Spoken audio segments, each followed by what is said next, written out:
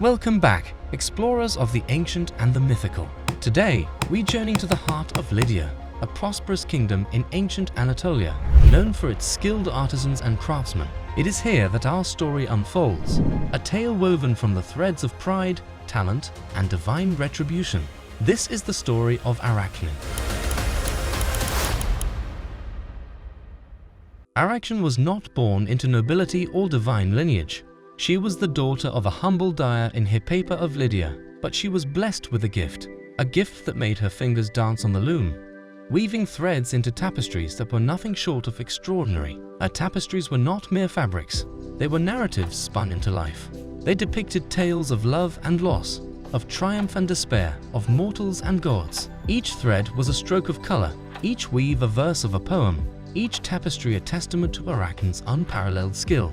Word of Arachne's talent spread far and wide. People from neighboring towns and even distant cities journeyed to see her creations. They watched in awe as her tapestries came to life, their eyes wide with wonder, their hearts touched by the stories woven in vibrant threads. But with admiration came pride. Arachne's heart swelled with each praise, her confidence soared with each compliment. She began to believe that her skill was unmatched, unrivaled, even by the gods themselves. As Arachne's fame grew, so did her audacity. One day, in front of a crowd of admirers, she made a bold proclamation.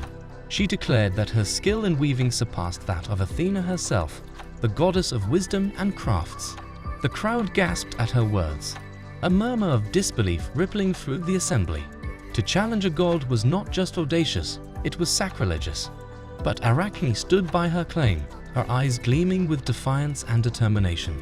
High above in the celestial realms, Athena heard Arachne's challenge. The goddess was known for her wisdom and strategic warfare, but she was also the patron of crafts and took great pride in her skills. Arachne's words were not just a challenge, they were a direct affront to her divine authority. But Athena was not a goddess of rash actions. She decided to test Arachne's skills for herself. Disguising herself as an old woman, she descended to the mortal world and made her way to Arachne's home. In the guise of the old woman, Athena cautioned Arachne, advising her to respect the gods and ask for their forgiveness. But Arachne, in her pride, dismissed the old woman's words. She reiterated her challenge, inviting Athena to compete with her in a weaving contest. Seeing Arachne's unwavering resolve, Athena revealed her true form. The crowd fell silent as the goddess stood in all her divine glory, her eyes reflecting the wisdom of the ages. The weaving contest was about to begin. Athena and Arachne took their places at their looms, their fingers poised over the threads. The crowd watched with bated breath as the goddess and the mortal began to weave, their hands moving in a mesmerizing dance of creation. Athena wove a tapestry depicting the might of the gods. She portrayed the divine punishment meted out to mortals who dared to challenge the gods, a clear warning to Arachne. The images were so lifelike, so filled with divine power, that the onlookers could almost feel the wrath of the gods. Arachne, on the other hand, chose a different theme. She wove scenes of the gods' deceptions and transgressions, highlighting their flaws and follies.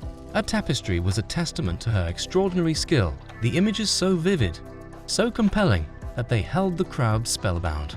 As Athena and Arachne finished their tapestries, the crowd was awestruck. They had witnessed a contest of unprecedented skill, a duel between a mortal and a goddess. But the final judgment was yet to be made. The looms fell silent, the threads stilled. Athena and Arachne stepped back from their creations, their tapestries hanging side by side for all to see. The crowd held their breath as Athena, the goddess of wisdom and crafts, moved forward to pass her judgment. Athena examined Arachne's tapestry, her eyes moving over the intricate weaves, the vivid colors, the compelling narrative. She saw the gods' follies depicted with unflinching honesty, the scenes woven with a skill that rivaled her own. And in that moment, Athena knew that Arachne had not lied. Her skill was indeed unparalleled among mortals. But Athena was not just the goddess of crafts, she was also the goddess of wisdom. And she understood that Arachne's extraordinary talent was marred by her pride. Arachne had not only challenged the gods, she had also portrayed them in a disrespectful manner. This was a transgression that could not go unpunished. In a swift motion, Athena touched Arachne's forehead. The crowd watched in horror and fascination as Arachne's form began to change. Her body shrank, her skin hardened, and 8 legs sprouted from her sides. Arachne had been transformed into a spider. Arachne, now a spider, scurried away, disappearing into a dark corner. But even in her new form, her talent remained. She began to weave a web, as intricate and beautiful as the tapestry she had once created. The crowd was left in stunned silence. They had witnessed a contest of unprecedented skill, a duel between a mortal and a goddess. But they had also witnessed the consequences of unchecked pride, the downfall of a talented artisan.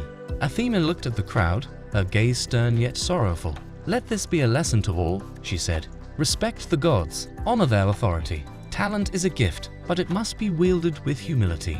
As we close this chapter of our journey through Greek mythology, we hope you've gained a deeper understanding of Arachne, the weaver who dared to challenge a goddess. Join us next time as we continue to explore the fascinating world of myth and legend. Until then, keep exploring, keep questioning, and remember, every myth has a story waiting to be told.